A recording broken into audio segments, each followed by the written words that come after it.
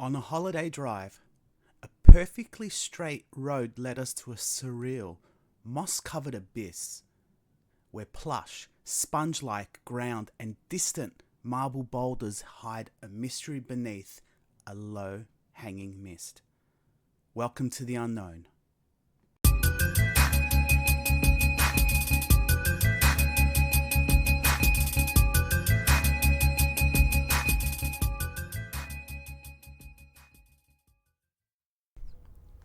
We'd been driving for hours, weaving through the winding roads, when something peculiar caught my attention.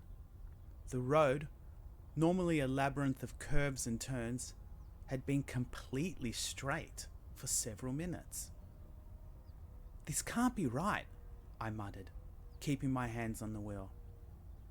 My wife glanced up from her book, the kind of distracted glance that said she'd heard me but didn't quite care yet.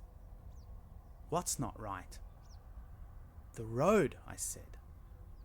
"It hasn't curved once in, I don't know, maybe 4-5 minutes." That got her attention. She reached for her phone and opened the map, scrolling and pinching to zoom.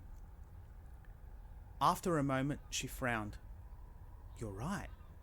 This stretch is just a line." We both looked at the windshield. Ahead of us, the straight, featureless road stretched into the horizon like a ribbon of asphalt cutting through a sea of green. And then I saw it. "Wait, what's that?" She followed my gaze, squinting. On either side of the road, a vast, undulating field of moss spread out like a living carpet, its rich green hues almost unnaturally vivid. Scattered across this expanse were enormous boulders, each one smooth and rounded like a marble, as if some giant had spilt their collection. They shimmered faintly in the light, distant but distinct. "Pull over," she said, her voice tinged with a mix of awe and curiosity. We parked on a narrow shoulder, the car tilting slightly toward the embankment. Gravel crunched underfoot as we stepped out, the cool air biting against our skin. The embankment wasn't particularly steep, but the loose soil and sparse grass made it tricky to navigate. I offered my wife a hand, mindful of her sneakers, which weren't exactly made for off-road adventures. At the bottom, the moss came into full view. It was mesmerizing up close, a tapestry of textures and colors. The surface seemed to ripple gently, as if stirred by an invisible breeze. I knelt, reaching out to touch it. My hand sank into the moss, which compressed under the pressure like a dense sponge. It wasn't cold or slimy as I'd expected. It was cool and pliable, almost springy, but there was a strange resistance to it, like it was pushing back against me. "Feels alive," I said, glancing at my wife. She'd crouched a few feet away, carefully pressing the moss with her palm. "It's so thick," she murmured. "It's like it could swallow you whole." That thought made me pause. I took a tentative step forward, testing the ground. The moss shifted unnervingly beneath my weight, sinking slightly, but never quite firming up. With every step, it felt like I was on the edge of losing balance, as if the ground might quickly give way completely. "Careful," I warned her. "It's like walking on a waterbed." She didn't respond, her eyes fixed on the horizon. The rocks, those enormous marbles, still seemed impossibly far away, even though we descended closer into the field. They loomed in the distance, their smooth surfaces glinting faintly. "Should we try to get to one?" she asked, half joking. I shook my head. I don't think we can. This stuff feels like quicksand. If we go much further, we might not be able to get back. We lingered for a while, drawn in by the strange beauty of the place. The air down here felt heavy, yet not unpleasantly so. It was cool and damp, though oddly, we couldn't feel any moisture on our skin. The kind of deceptive dampness that creeps up on you without notice.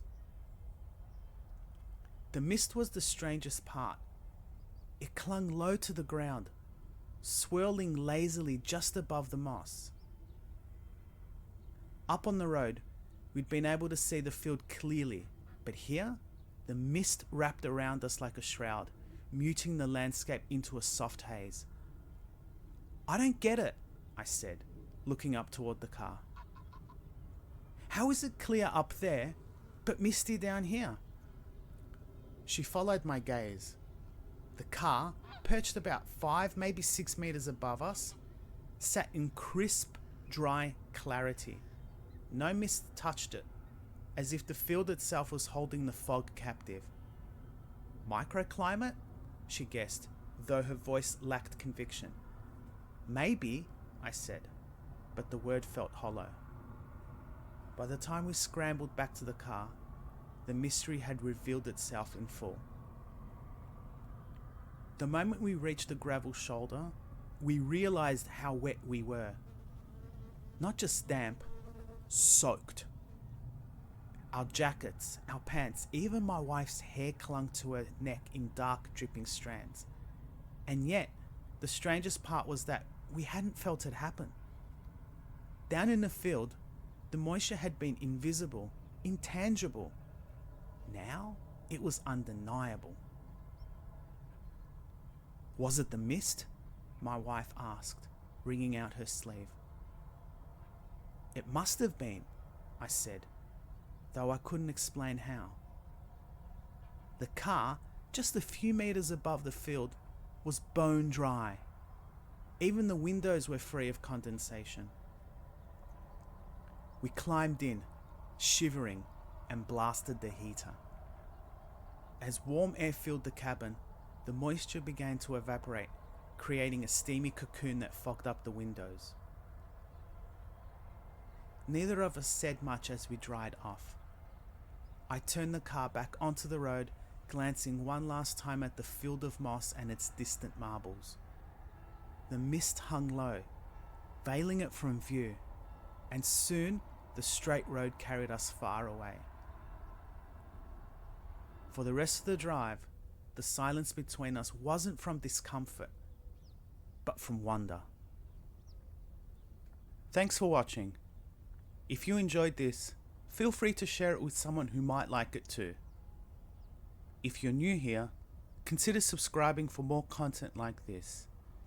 Check out my other videos if you've got a few minutes to spare.